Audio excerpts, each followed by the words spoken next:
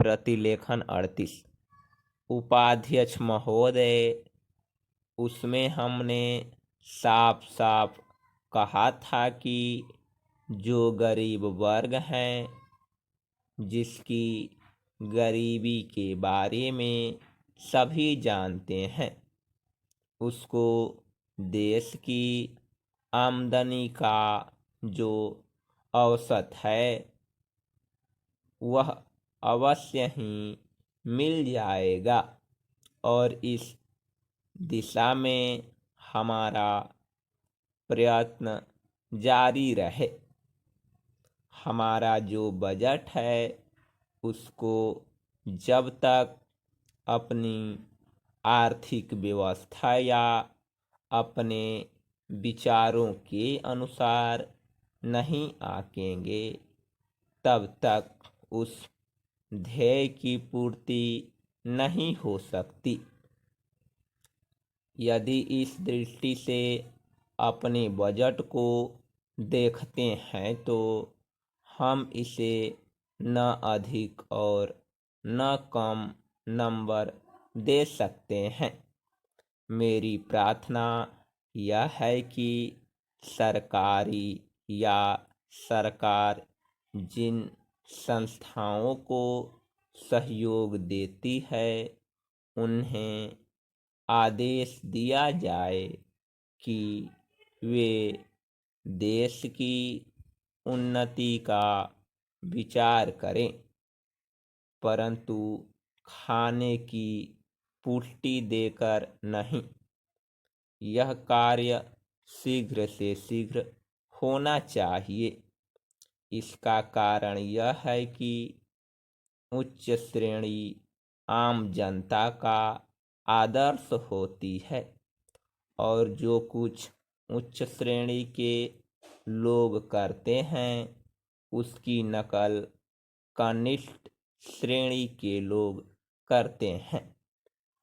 इसलिए यह काम पहले उच्च श्रेणी पर हो जाए तो आम जनता पर उसका प्रभाव अवश्य गहरा पड़ेगा।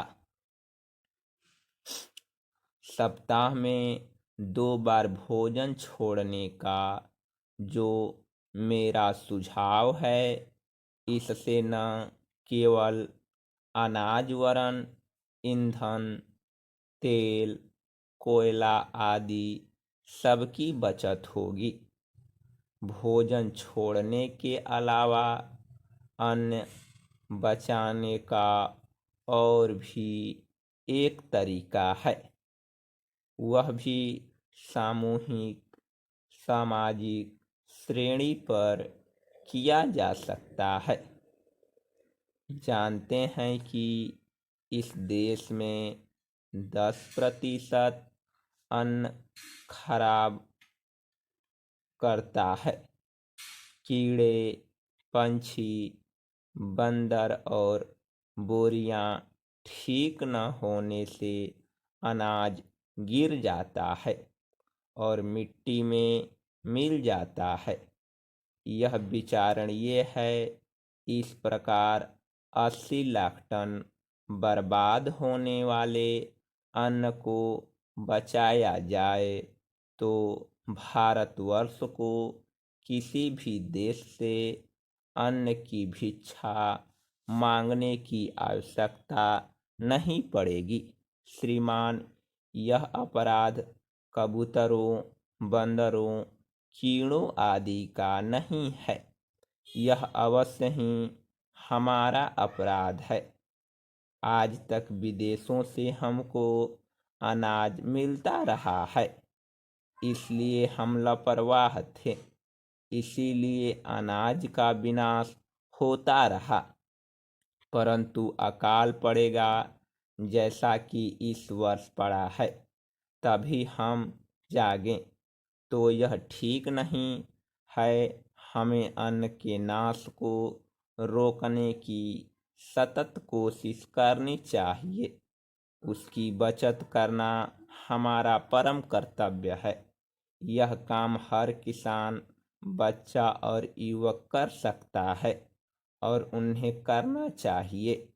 अन्न बचाने की समस्या केवल कानून के जरिए हल नहीं होगी, यह बात भी सामाजिक